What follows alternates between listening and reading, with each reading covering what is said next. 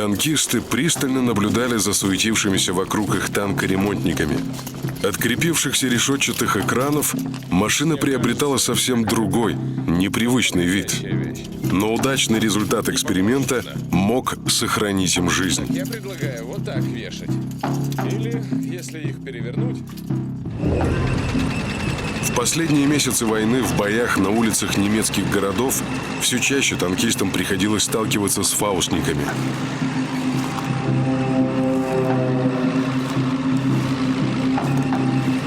Старики, женщины и безусые юнцы, вооруженные ручным противотанковым гранатометом «Фауст Патрон», пришли на смену опытным и хорошо обученным немецким солдатам.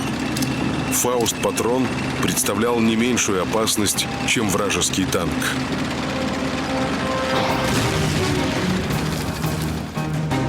Командир танкового полка гвардии подполковник Миндлин. Вот стоит машина с наглухо задраенными люками. Из нее слышен визг вращающегося информера радиостанции. Но экипаж молчит. В башне маленькая оплавленная дырочка. Мизинец не пройдет. А это «Фауст». Его работа. Задраенный изнутри люк отрезаем сваркой. Из башни достаем 4 погибших танкистов. Кумулятивная граната прожгла броню, и брызги расплавленной стали поразили всех насмерть. Случалось, что «Фауст» оставлял на броне лишь оплавленную лунку, которую танкисты с долей черного юмора называли «засос ведьмы». По мнению некоторых инженеров, решетчатые экраны могли защитить советские танки, вызывая взрыв «Фауст-патрона» до его соприкосновения с броней. Так, это открываем, держишь, нажимаешь. На импровизированном полигоне грянул выстрел «Фауст-патрона». Из отчета танкистов об испытаниях.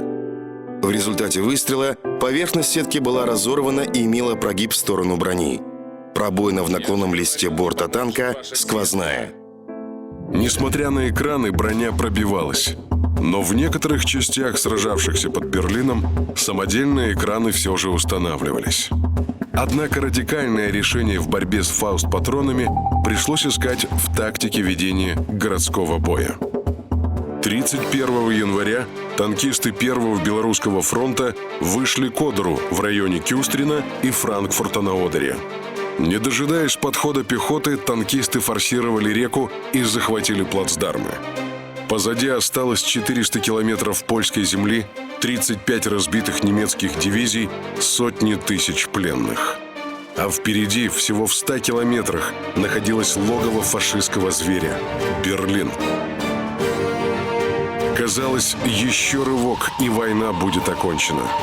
Но в начале февраля Ставка приняла решение остановить наступление на столицу Германии. Требовалось пополнить наступающие части и подтянуть тылы. Самое главное, необходимо было обеспечить фланги наступающих. В марте от немецких войск очистили Померанию и Силезию. Теперь войска могли продолжать наступление, не боясь оказаться в окружении.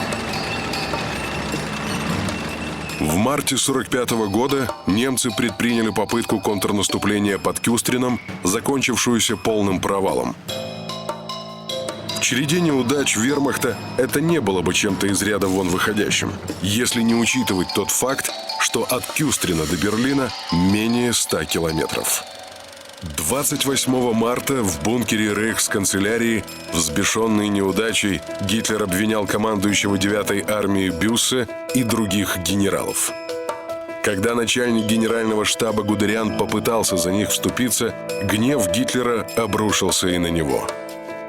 Гудериана отправили в отпуск, что было равносильно отставке. Его преемником стал 47-летний генерал Кребс. Ганс Кребс, генерал пехоты. Вторую мировую войну встретил помощником военного атташе в Москве. С сентября 1944-го начальник штаба группы армии «Б» на Западном фронте. В свое время Кребс участвовал в успешных оборонительных операциях вермахта под Ржевом. Теперь Гитлер рассчитывал повторить этот успех под Берлином. В то время как Гудериан паковал свои вещи, под Кюстрином готовил свои части к новым боям генерал Семен Кривошеин. Немецкие и русские генералы знали и помнили друг друга. Они встречались в сентябре 1939 года в Бресте. Тогда комбриг Кривошеин командовал танковой бригадой. Кривошеин Семен Моисеевич, генерал-лейтенант. Службу начинал в кавалерии. В середине 30-х стал танкистом. В сентябре 1939 года его бригада вошла в Брест, чтобы занять крепость после оставляющих ее немецких войск. Гудериан и Кривошеин, стоя на трибуне, контролировали процесс официальной передачи крепости советской стороне. С 10 февраля 1944 года и до конца войны командовал первым механизированным корпусом. Мехкорпус Кривошеина – единственное танковое соединение Первого Белорусского фронта, полностью вооруженное американскими танками «Шерман». Корпус разместился в лесу на восточном берегу реки. Ночами солдаты переходили на западный берег, где рыли окопы, готовили орудийные площадки и капониры для танков, а к утру возвращались в расположение части. В ночь на 15 апреля корпус переправился через Одер и занял подготовленные позиции. 28 марта, в тот же день, когда в бункере в ярости свирепствовал фюрер, командующий Первым Белорусским фронтом Жуков готовился лететь в Москву. Он отправлялся к Сталину в приподнятом настроении. Наконец-то, после нескольких недель боев на вспомогательных направлениях, фронт нацеливался на Берлин. Жуков подготовил два плана наступления на немецкую столицу. Вариант А предусматривал удар с Кюстринского плацдарма. Вариант Б – с плацдарма под Франкфуртом. Два вероятных направления удара рассеяли бы внимание обороны и облегчили задачу штурма немецкой столицы. Однако в Кремле Жукова ждали плохие новости. Из воспоминаний Жукова. Поздно вечером того же дня Сталин вызвал меня к себе в кремлевский кабинет. Немецкий фронт на Западе окончательно рухнул. И, видимо, гитлеровцы не хотят принимать мер, чтобы остановить продвижение союзных войск. В марте 45-го англо-американские войска форсировали Рейн. В Руре была окружена крупная немецкая группировка. Американские и английские танки устремились на восток к Берлину. Хотя в феврале в Ялте союзники и договорились о передаче Берлина в советскую зону оккупации, они не исключали возможность самостоятельно войти в столицу Германии. Из письма премьер-министра Великобритании Черчилля президенту США Рузвельту. Русские армии на юге, судя по всему, наверняка войдут в Вену. Если мы преднамеренно оставим им и Берлин, то эти два события могут усилить их убежденность в том, что все сделали они. Поэтому мое мнение таково: захватить Берлин, если он окажется в зоне досягаемости. Жуков понял, что выбора уже нет. Реализовать в кратчайшие сроки возможно только один план наступления – с Кюстринского плацдарма. События в Москве развивались стремительно. В Ставку прибыл командующий Первым Украинским фронтом Конев. Из воспоминаний маршала Конева. Начальник генерального штаба прочел телеграмму, суть которой сводилась к следующему. Англо-американское командование готовит операцию по захвату Берлина. Сталин обратился к Жукову и ко мне. Так кто же будет брать Берлин? Мы или союзники? Первому на этот вопрос пришлось отвечать мне. И я сказал: Берлин будем брать мы, и возьмем его раньше союзников. Последующие дни прошли в напряженной работе Генштаба над планом операции двух фронтов. Один из пунктов директивы Первому Белорусскому фронту гласил: танковые армии ввести на направлении главного удара после прорыва обороны для развития успеха в обход Берлина с севера и северо-востока. Этот маневр перекрывал пути союзников германской столицы с запада, однако исключал весь танковый кулак из битвы за Берлин. Политика диктовала военные решения, и Жуков был этим крайне недоволен. Командующий планировал нанести основной удар через Зеловские высоты, которые оборонял танковый корпус генерала Ветлинга. Затем советским танковым армиям предстояло вырваться вперед и образовать заслоны на окраинах Берлина, отрезая город для отступающих с Зеловских высот. Конев также был недоволен. Войска его фронта исключались из борьбы за Берлин. Ему предстояло сражаться на юго-западе от логова фашистского зверя. Конев приказал штабу фронта подготовить два плана. Один соответствовал директиве Ставки, второй предусматривал рывок на Берлин. Жители Берлина готовились к обороне и продолжали жить своей жизнью. Все городские службы исправно функционировали. 12 тысяч полицейских несли службу, почтальоны разносили почту, так как ежедневно выходили газеты. Работала телефонная и телеграфная связь, регулярно вывозился мусор. В кинотеатрах демонстрировались фильмы, работали театры, зоопарк, метро и наземный транспорт. Даже бары и рестораны были переполнены. Но широкие дороги и улицы превратились в изрытые воронками тропы. Повсюду высились горы обломков и обугленные остовы зданий, а рядом с ними возводились баррикады. Город намеревался обороняться.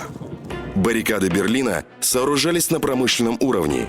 Они изготавливались из дерева, камня и рельсов высотой до 2,5 метров и толщиной до 4. Многие улицы были перегорожены этими сооружениями таким образом, что не оставался даже проезд, а подходы к баррикадам минировались.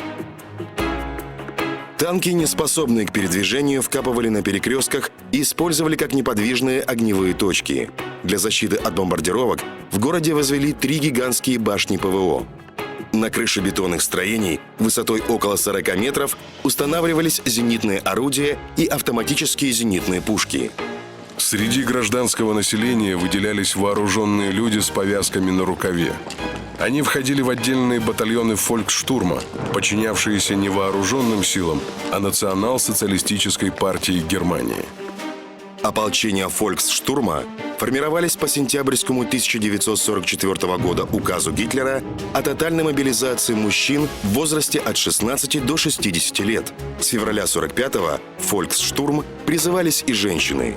Ополчение набиралось принудительно. За отказ от службы ожидала казнь. По причине низкого морального состояния и плохой подготовки фольксштурм так и не оправдал надежд Гитлера придать войне народный характер. Вооружения для этих батальонов не хватало. В ход шли итальянские и датские винтовки с небольшим запасом патронов. Зато фауст-патронов было в избытке. Фауст-патрон – гранатомет с кумулятивной боевой частью для поражения танков и других бронированных целей. Во время войны немцы создали 2 типа противотанковых гранатометов – одноразовый «Панцерфауст» и многоразовый «Панцершрек». Самым дешевым и распространенным стал «Панцерфауст». Его эффективная дальность стрельбы составляла 30 метров. Общий вес – около 3 килограммов. Калибр гранаты – 100 миллиметров. Начальная скорость полета гранаты – 28 метров в секунду. Граната пробивала броню до 140 миллиметров. Справка. Лобовая броня танка Т-34-85 имела толщину 45 мм, тяжелого танка ИС-2 – 120 мм.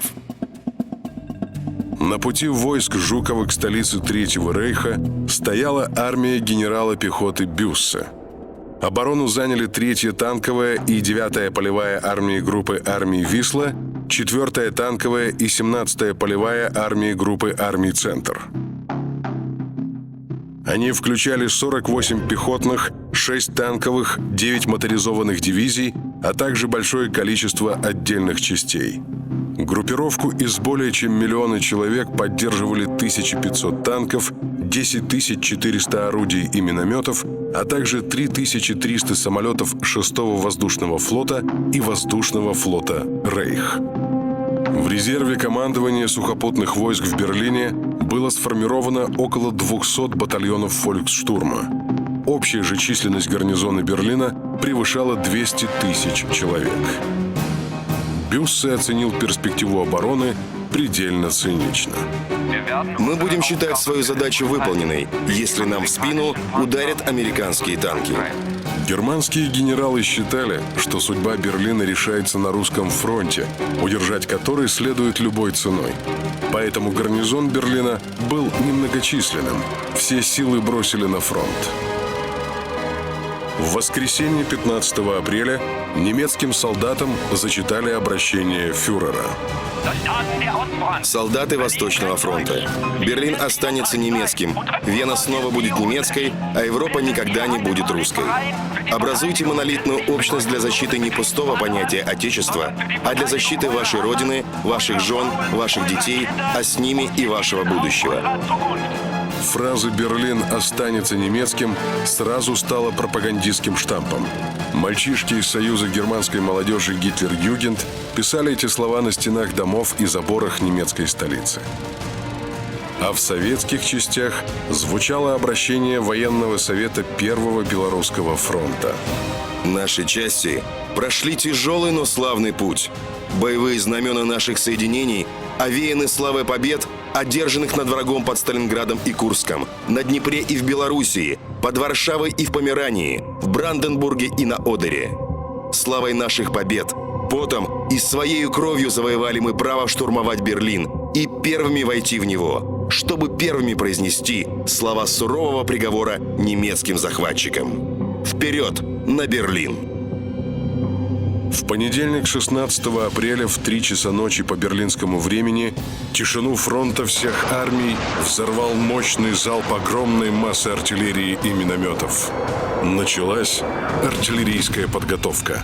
С командных пунктов открывалась величественная картина многих тысяч вспышек выстрелов и огня разрывов в расположении врага. Главную ударную группировку фронта поддерживали 6500 орудий и 1100 «Катюш». Вес одного фронтового боекомплекта на участке Первого Белорусского фронта превышал 43 тысячи тонн.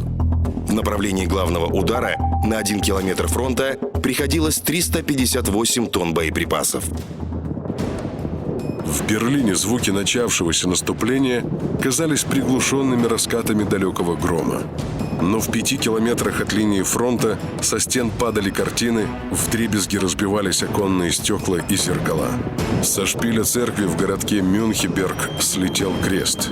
Грохот выстрелов и взрывов на передовой просто оглушал. В артиллерийской подготовке принимал участие 34-й отдельный артиллерийский дивизион особой мощности, на вооружении которого было 6 орудий калибра 280 мм. Справка. Мортира БР-5 калибра 280 мм образца 1939 года. Это артиллерийское орудие крупного калибра с коротким стволом. При перевозке на небольшие расстояния устанавливалось на гусеничном лафете в неразобранном виде. При дальней транспортировке ствол перевозился отдельно. Расчет мортиры состоял из 15 человек. Скорострельность составляла 1 выстрел в 4 минуты. Быстрее стрелять было нельзя, ствол перегревался. Всего было изготовлено 47 орудий. Как только огненный шторм перестал бушевать, зажглись 150 зенитных прожекторов.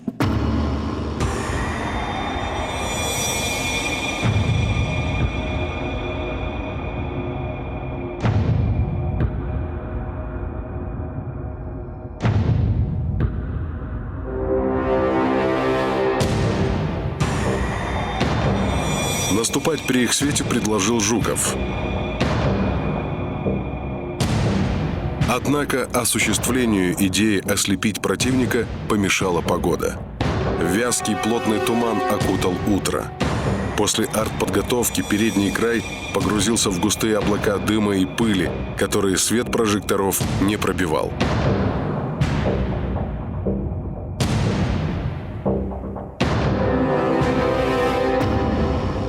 Немцы успели отвести основные силы из-под удара артиллерии на вторую линию обороны, и советские пехотинцы продвинулись вперед на 1,5-2 километра, не встречая серьезного сопротивления. Тем временем взошло солнце, и раскаленные прожекторы выключили.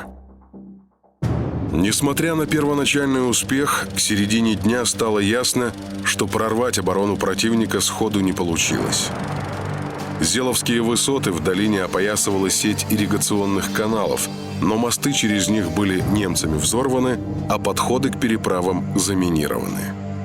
В создавшейся ситуации особую роль могла бы сыграть авиация. Первый Белорусский фронт поддерживала 18-я воздушная армия в составе 4 авиационных корпусов, около 800 самолетов. 16 апреля с 6 часов 7 минут в течение 42 минут эти бомбардировщики и нанесли удар по Зеловским высотам. После удара авиации Жуков решил ввести в бой танковые армии. К 13 часам я отчетливо понял, что огневая система обороны противника в основном уцелела. Для того, чтобы усилить удар атакующих войск и наверняка прорвать оборону, мы решили ввести в дело обе танковые армии. Но даже они не переломили ситуацию. Чуйков писал: Танки буквально уперлись в наши тягачи, перетаскивавшие артиллерию, в результате чего маневр вторых эшелонов дивизий и корпусов оказался скованным. Прорвать немецкую оборону в первый день не получилось. План Генштаба, по которому Жуков должен был ввести танки в бой гораздо севернее, командующий изменил, и Сталин по телефону выказал ему свое неудовольствие. Вы напрасно ввели в дело первую гвардейскую танковую армию не там, где требовала Ставка. Есть ли у вас уверенность, что завтра возьмете Зеловский рубеж? Стараясь быть спокойным, Жуков ответил: Завтра оборона на Зеловском рубеже будет прорвана. Жуков рассчитывал, что удар танков и авиации позволит прорвать немецкую оборону, но сухопутные части прошли вперед лишь на несколько километров. Армии Чуйкова и Катукова атаковали Зеловские высоты. Их соседи, ударная армия Берзарина и танковая армия Богданова, с трудом пробивались через систему рек и каналов. В это время взамен разбитых частей к немцам подходили резервы группы армий «Висла». В бой начинали вступать и советские резервы. Направлялся на передовую и корпус генерала Кривошеина. Пересекая плотный поток автомашин и артиллерийских частей, среди узких разъездов между каналами и реками танки шли к линии фронта. Войска Первого Украинского фронта маршала Конева перешли в наступление в лесных районах реки Нейсе к юго-востоку от Берлина. Немцы не ожидали здесь удара, и движение советских войск на Берлин для них оказалось неожиданным. Поэтому прорыв немецкой обороны произошел гораздо быстрее, чем у Жукова. Вечером 17 апреля Конев сообщил Сталину, что готов повернуть 2 танковые армии на помощь Жукову. После короткой паузы Сталин ответил: Очень хорошо. Я согласен. Поверните танковые армии на Берлин. Конев немедленно разослал приказы в войска, и на следующий день 3-я и 4-я гвардейские танковые армии Рыбалка и Лелюшенко двинулись к столице Германии. Танковый корпус армии Рыбалка вышел к реке. В том месте, где был мост, бурлила вода. Бойцы промерили дно и нашли брод, где глубина достигала метра. Приняли простое решение – в танках подручными средствами законопатить все отверстия. Механики-водители фактически вслепую перевели машины на другой берег. По этому пути, как сквозь игольное ушко, вскоре на Берлин прошли и все 3 корпуса «Рыбалка». На 3-й день сражения танки Первого Украинского фронта вырвались на оперативный простор. Ломая сопротивление разрозненных отрядов фольксштурма и остатков разбитых частей, они неслись к фашистскому логову. В это время у Зеловских высот Жуков ввел резервы, которые смогли переломить ситуацию. Передовая бригада корпуса Кривошеина захватила переправу у города Платков. Быстрый прорыв советской мотопехоты не позволил немцам взорвать заминированный мост. Дальнейшее продвижение Кривошеина было почти безостановочным. Вслед за ним устремились соединения танковой армии Богданова. Генерал Вейдлинг, руководивший немецкой обороной, вспоминал: 20 апреля части, понесшие огромные потери в предыдущих боях и измотанные до крайности, уже не могли выдерживать натиск русских войск. Корпус Вейдлинга советские соединения обошли с флангов. Вечером Жуков приказал Богданову: Второй гвардейской танковой армии поручается историческая задача – первой ворваться в Берлин и водрузить знамя победы. Лично вам поручаю организовать исполнение.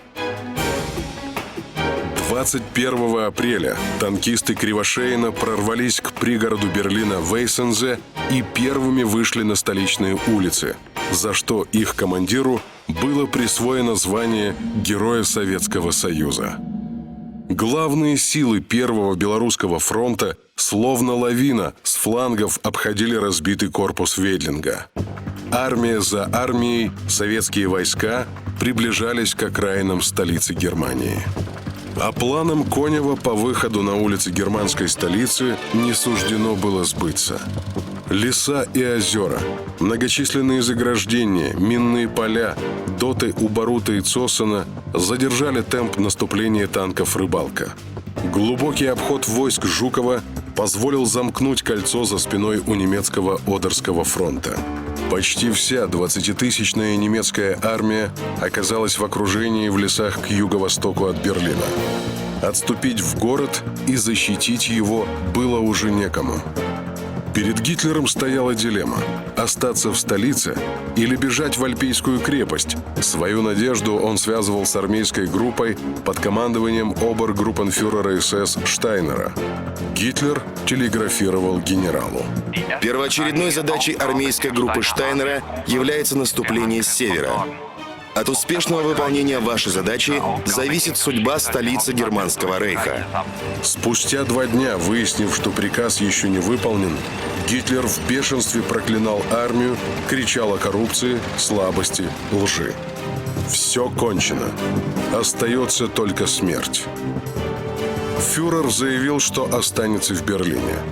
Теперь в его плане спасения главную роль играла 12-я армия генерала Венка, стоявшая на Эльбе против наступающих объединенных армий союзников.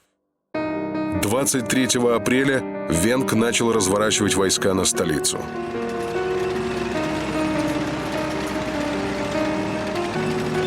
Но ни Штайнер, ни Венк спасти Берлин уже не могли. В город с Одерского фронта удалось пробиться лишь корпусу Вейдлинга, насчитывавшему около 15 тысяч человек. Они несколько усилили берлинский гарнизон, состоящий из фольксштурма, полиции, частей ПВО и других подразделений. Общая численность защитников Берлина составляла около 120 тысяч человек. Чтобы оборонять такой огромный город, как Берлин, этого было явно недостаточно. Поэтому немцы защищали лишь группы кварталов, внутри них отдельные здания и объекты, имевшие ключевое значение. Численность советских войск, штурмующих Берлин, составляла более 400 тысяч человек. И в столицу фашистской Германии вошла не просто многочисленная армия, а бывалые солдаты и командиры, имеющие немалый опыт штурма немецких городов. Советские танкисты использовали прием «елочка». Танки двигались по разные стороны улицы друг за другом на расстоянии 30 метров позади пехоты. Они подавляли и уничтожали мешающие продвижению пехотинцев узлы обороны. Специально выделенные стрелки и снайперы, а также команды, вооруженные трофейными гранатометами «Фауст», вели борьбу с вражескими фаустниками. Зная, что «Фауст-патрон» имеет небольшую дальность стрельбы, около 30 метров, советские танкисты останавливали машины в 150 метрах от атакуемого здания и расстреливали врага. После артподготовки, прикрываясь завесой кирпичной пыли и дыма, штурмовая группа прорывалась внутрь и закреплялась в здании. Заняв позицию, передовой отряд проводил задымление улицы, обеспечивая проход основных сил. Совместными усилиями они очищали здание от противника. Уличные баррикады приходилось подрывать или разбивать огнем артиллерии. Переброшенный на северо-западные окраины Берлина механизированный корпус Кривошеина форсировал Шпрее и через несколько дней соединился с наступавшими с юга частями танковой армии «Рыбалка». Берлин был полностью окружен.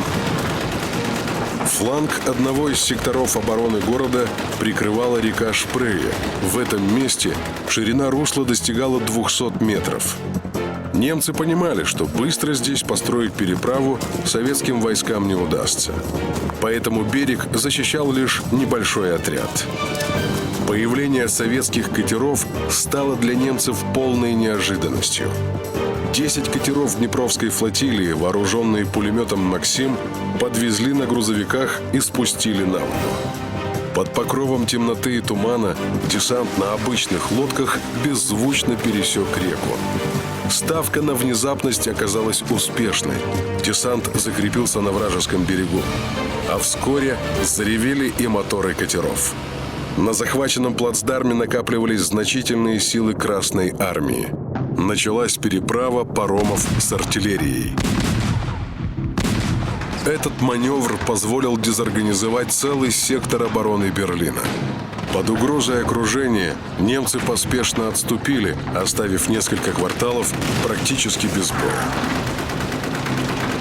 Наступая улицами Берлина, советские корпуса и дивизии нацеливались на массивное здание в его центре – Рейхстаг. Рейхстаг в переводе с немецкого «Имперское собрание», «Государственный Сейм». Здание было построено в конце 19 столетия. Во времена Веймарской республики здесь заседала Нижняя палата парламента. 27 февраля 1933 года здание загорелось. Гитлер, будучи канцлером, обвинил в поджоге коммунистов. Изданный на следующий день декрет фактически давал партии нацистов чрезвычайные полномочия и возможность расправы с политическими противниками. После поджога Рейхстага парламент в Германии как таковой перестал существовать. В 1945 году его значение как правительственного сооружения было незначительным. Государственный центр Третьего рейха находился в другом месте. Бункер Гитлера располагался под старой рейхсканцелярией на улице Вильгельмштрассе, 77. Построенный во время войны в обстановке строгой секретности, в последние ее месяцы бункер стал прибежищем фюрера и местом проведения совещаний высшего военного руководства. По воспоминаниям очевидцев, во всех помещениях бункера оставались голые бетонные стены, источавшие запах мокрого цемента. Теснота и плохая работа связи делали его мало подходящим для штаба. Расположение бункера Гитлера штурмующим было неизвестно. В ночь на 30 апреля советские танки били прямой наводкой по имперской канцелярии, еще не зная, что здесь прячутся Гитлер, Геббельс, Борман и другие главари фашистской Германии, и что именно тут разыграются последние сцены войны. Наблюдательный пункт 34-го артиллерийского дивизиона особой мощности расположился в лифтовой башенке жилого дома номер 3 по Шлизингерштрассе. С него не было видно Рейхстага, только горящие развалины. 27 апреля войска продвинулись вперед. Командование дивизиона и командиры батарей ушли выбирать новый наблюдательный пункт. Неожиданно раздался телефонный звонок. Телефонист снял трубку. Старшего на КП к телефону. Подошел командир отделения разведчиков сержант Павел Ларин. Старший слушает. Приказ 18-го открыть огонь по цели 21. Цель 21 – Рейхстаг. Есть открыть огонь. По Рейхстагу батарея еще не вела огонь, и нужно было срочно подготовить данные для стрельбы. Передовые позиции Красной армии отделяли от Рейхстага каких-нибудь 300 метров. Малейшая ошибка в расчетах могла привести к гибели наших солдат. Но искать начальство времени не было. За задержку с открытием огня тоже по голове не погладят. И сержант, прошедший 4 года войны, взял ответственность на себя. Справка. Каждый бетонобойный снаряд орудия БР-5 весит 246 килограммов и несет 58 килограммов взрывчатки. Взрыв снаряда оставляет воронку диаметром 10 и глубиной 6 метров. Одна батарея располагалась в районе аэродрома Темпельхоф. Другие перемещались ближе к передовой. Батареи приготовятся к стрельбе по цели 21. Огонь! Над командным пунктом с ревом паровоза пролетел снаряд и глухо ухнул вдалеке. Следом за ним пролетел еще 41. Зазвонил телефон. В трубке крик. Прекратить огонь! Разведчик опустил трубку и тихим голосом, повернувшись к телефонисту, сказал: «Похоже, по своим попали». Приказ 18-го открыть огонь по цели 20. Цель 20 – это рейхсканцелярия. Батарея выпустила еще 18 снарядов. На командный пункт, услышав грохот своих снарядов, прибежал начальник штаба полка. Вскоре опять зазвонил телефон. Молодцы! Стреляли хорошо. Объявляю благодарность от наступающих войск. Майор повернулся к разведчику. Молодец, Ларин. Представлю тебя к ордену боевого Красного Знамени. Служу Советскому Союзу. Ни по начальному плану Берлинской операции, ни по промежуточным директивам Жукова Третья ударная армия не числилась среди потенциальных покорителей Рейхстага. Командовал армией генерал Василий Кузнецов. Тот самый Кузнецов, который 22 июня 1941 года встретил войну под Гродно, а затем выводил из окружения свою Третью армию. Казалось, что война для него закончится в Прибалтике, где он был заместителем командующего фронтом. Неожиданно в конце марта 1945 года у Жукова возник конфликт с командующим Третьей ударной армией Симоняком. До начала Берлинской операции оставалось всего 2 недели, и опытный Кузнецов оказался подходящей заменой. Энергично наступая при прорыве Одерского фронта, Кузнецову удалось сохранить резервы.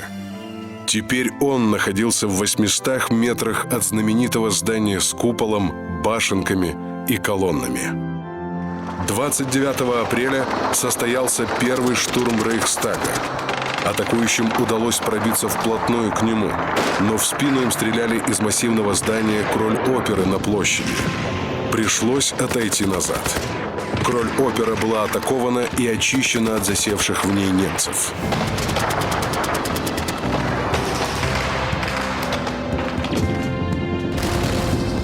«30 апреля в 11:30 после артподготовки советские пехотинцы вновь перешли в наступление. Через 2 часа началась артиллерийская подготовка штурма самого здания. В 22 часа 30 минут Знамя Победы было водружено над главным куполом Рейхстага.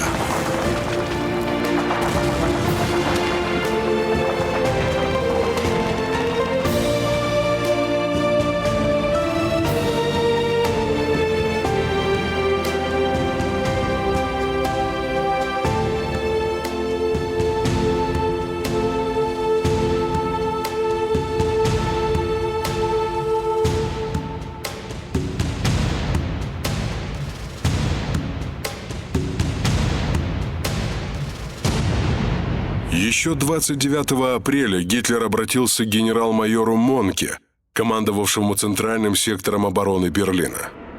Как долго вы еще сможете продержаться? Максимум 20-24 часа. Вечером Гитлер послал радиограмму с запросом о положении армии Венка. Неутешительный ответ последовал 30 апреля в час ночи. Днем 30 апреля Гитлер покончил жизнь самоубийством. Его труп был сожжен в воронке от снарядов, оставленных батареей 34-го дивизиона. Смерть Гитлера ускорила развязку. К советским войскам вышли парламентеры. Это событие произошло в секторе 8-й гвардейской армии Чуйкова. Из бункера фюрера в штаб армии направилась делегация во главе с генералом Крепсом. Крепс сообщил о смерти Гитлера и образовании нового германского правительства во главе с гросс-адмиралом Дёницем. Однако от переговоров с новым правительством советское командование отказалось. Встречное предложение было лаконичным. Немедленная и безоговорочная капитуляция берлинского гарнизона. Немцы его отклонили, и военные действия возобновились. Над Рейхстагом уже развивался красный флаг, но в Берлине еще гремели бои. Крепс застрелился 1 мая 1945 года после возвращения с переговоров, и точку в обороне Берлина поставил комендант города генерал Ветлинг. Обращение последовало по радио на русском языке. «Просим прекратить огонь. В 12:50 по берлинскому времени высылаем парламентеров на Потсдамский мост». Возглавлял парламентеров полковник фон Дуфвинг. На кратких переговорах было согласовано время капитуляции гарнизона – утро 2 мая. Штаб гарнизона перешел линию фронта и сдался примерно в 6 утра. Уже в плену Вейдлинг отдал свой последний приказ. 30 апреля фюрер покончил с собой, предоставив нас, давшим ему присягу, самим себе. Общее положение делает дальнейшую борьбу бессмысленной. Я призываю вас немедленно прекратить сопротивление. Этот приказ был объявлен через громкоговорители. К исходу дня 2 мая организованное сопротивление берлинского гарнизона прекратилось. Берлинская операция в книге рекордов Гиннесса значится как самое крупное сражение в истории. С обеих сторон в нем принимало участие около 3,5 миллионов человек. В ходе операции советские войска освободили сотни тысяч узников концлагерей, среди которых более 200 тысяч граждан иностранных государств. Среди них бывший премьер-министр Франции Эдуар Эрио, командующий норвежской армией генерал Отто Руге, все высшее военное руководство Бельгии. 7 мая в Реймсе был подписан акт о безоговорочной капитуляции Германии. Протокол подписал генерал Йодель в присутствии генерала Уолтера Смита, генерала Ивана Суслопарова и генерала французской армии Франсуа Севеза в качестве свидетеля. Однако в силу того, что генерал Суслопаров не располагал необходимыми полномочиями, Советский Союз настаивал на подписании другого акта. 8 мая в 22:43 по центральноевропейскому времени, 9 мая в 0:43 по московскому времени генерал-фельдмаршал Вильгельм Кейтель, генерал-полковник Штумпф и адмирал фон Фридебург подписали еще один акт о капитуляции Германии, который вступал в силу с 24:00 по московскому времени. 9 мая советские войска вступили в Прагу. 10 мая Красная армия заняла плацдарм на косе Пуццигернерунг и город Хель. 11 мая капитулировала немецкая группа войск Курляндия. С 9 по 14 мая на всех фронтах советскими войсками взято в плен более 1 230 000 немецких солдат и офицеров и 101 генерал. 15 мая Совинформбюро объявило об окончании приема пленных на всех фронтах. А 24 июня в Москве на Красной площади состоялся Парад Победы. Командовал парадом маршал Рокоссовский. Принимал парад маршал Жуков. Так завершилась Великая война. А сержант Ларин так никогда и не узнал, кем был этот 18-й, отдавший ему приказ открыть огонь. Орденом сержанта так и не наградили, как и миллионы других солдат, которые воевали и победили.